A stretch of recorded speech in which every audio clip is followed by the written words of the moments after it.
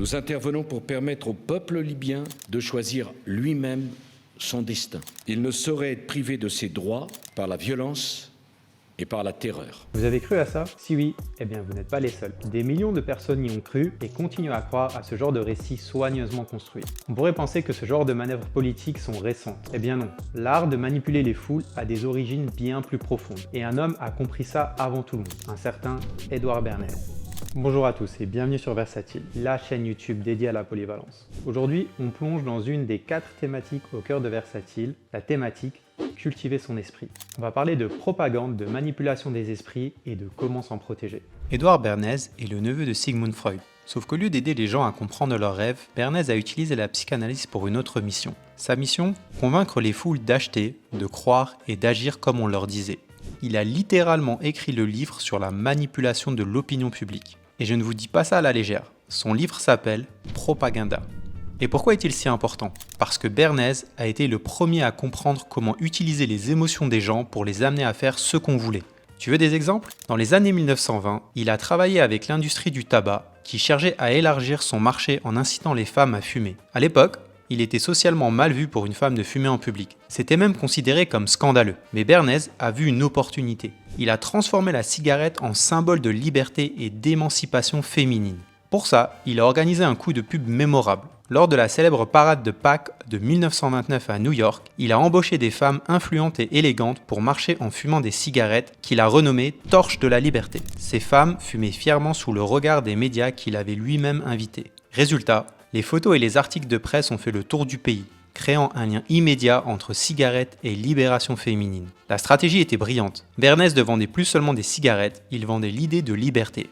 Et ça a marché. Les femmes ont commencé à fumer en masse, non pas parce qu'elles en avaient vraiment envie, mais parce qu'on leur avait vendu une idée, un symbole. Et voilà la force de la manipulation des émotions. Une simple cigarette devenait soudain un acte de rébellion et d'émancipation. Ce que Bernays a découvert dans les années 1920 et ce qu'il a exploité a ouvert la voie à des années de manipulation de l'opinion. Et ces techniques ne sont pas restées confinées au monde de la publicité, elles se sont étendues, elles ont été perfectionnées et raffinées pour être appliquées à des fins politiques. Et si vous vous demandez comment ces techniques ont évolué, prenons un exemple tiré de la politique contemporaine qui ont été relatés dans un film, Vice. Le personnage de Dick Cheney, vice-président des États-Unis sous George W. Bush et joué par Christian Bale dans Vice, est une sorte de Bernays moderne. L'objectif de l'administration Bush, avec Dick Cheney en coulisses, était de convaincre l'opinion publique que l'invasion de l'Irak en 2003 était non seulement justifiée mais nécessaire. Pour cela, ils ont utilisé diverses techniques de manipulation comme des focus group pour tester les messages les plus convaincants et des campagnes médiatiques ciblées pour marteler l'idée que l'Irak possédait des armes de destruction massive.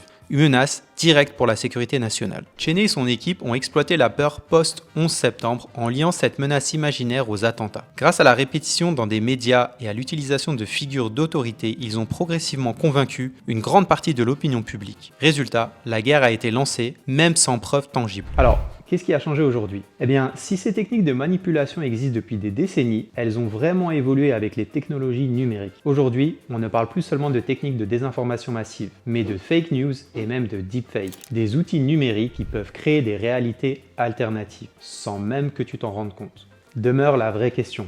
Comment toi, tu peux te protéger dans ce flot d'informations parfois trompeuses? Les fake news sont faites pour ça. Capter votre attention, jouer sur vos émotions et vous pousser à agir. Elles sont virales, rapides et souvent elles confirment ce que vous avez déjà envie de croire. Mais ce qui va encore plus loin, ce sont les deepfakes. Ces vidéos ultra réalistes peuvent littéralement faire dire n'importe quoi à n'importe qui. Et elles brouillent encore plus la frontière entre le vrai et le faux. En 2017, juste après l'élection de Donald Trump, ce sujet a commencé à vraiment m'intéresser. Et c'est à ce moment-là que j'ai lu un livre nommé The Death of Truth de Michiko Kukatami. Et franchement, ce livre m'a beaucoup apporté en mettant en lumière exactement ce que je commençais à voir autour de moi. Cette époque où les faits sont devenus optionnels et où chacun peut choisir la version de la vérité qui lui plaît. Si tu veux vraiment comprendre comment on en est arrivé là, c'est le livre que je te recommanderais. Kukatami décrit une société où on est tellement saturé d'informations, parfois contradictoires, qu'il devient de plus en plus difficile de faire le tri. Dans ce contexte, la vérité n'est plus une évidence, mais une construction. Dans cet univers saturé d'informations où chaque nouvelle semble plausible à première vue, savoir savoir faire le tri semble être devenu une compétence essentielle.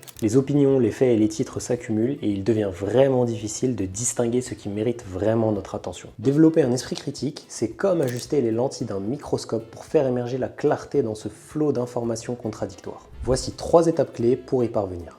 Premier conseil, triangule les informations. Ne te fie jamais à une seule source pour te forger une opinion. Quelle que soit l'information, qu'elle te semble anodine ou surprenante, prends le temps de la vérifier auprès de sources fiables et variées. Croiser les points de vue permet non seulement de comprendre ce qui est véridique, mais aussi de comprendre les points de vue opposés. Ce processus enrichit ta perspective et te permet même d'échanger de manière plus éclairée et constructive. Et ça te permettra même de remettre en question tes propres idées lorsque cela est nécessaire. Conseil numéro 2, qui est derrière cette information? C'est peut-être le point le plus important. Il est toujours pertinent de se demander qui est-ce qui contrôle cette information. Et tu sais pourquoi? Parce que connaître les propriétaires ou les financiers d'un média peut t'éclairer sur les probables biais présents. Prenons un exemple simple. Vincent Bolloré et son influence sur le groupe Canal. Après avoir pris le contrôle du groupe en 2015, certaines émissions comme les Guignols de l'info, connues pour leur critique du pouvoir, ont vu leur diffusion restreinte puis être annulée. Et ça montre comment un propriétaire peut même de manière indirecte influencer le contenu éditorial d'un média. Et ça, bien évidemment, afin d'éviter certains sujets délicats. Et voilà pourquoi savoir qui finance ou possède un média peut t'aider à comprendre pourquoi certains sujets sont mis en avant pendant que d'autres sont minimisés.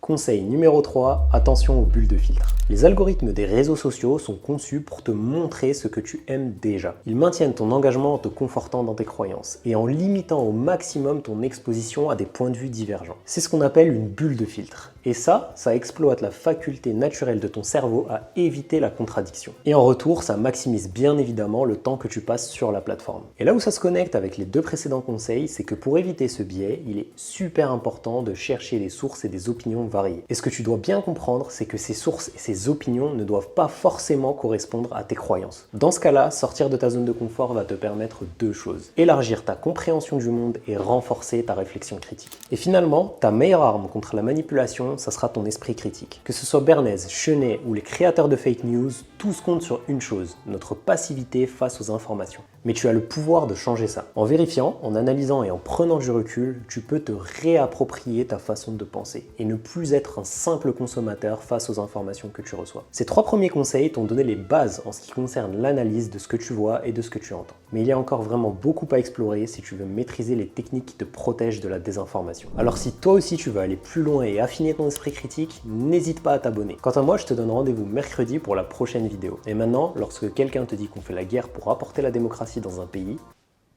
tu sauras quoi faire.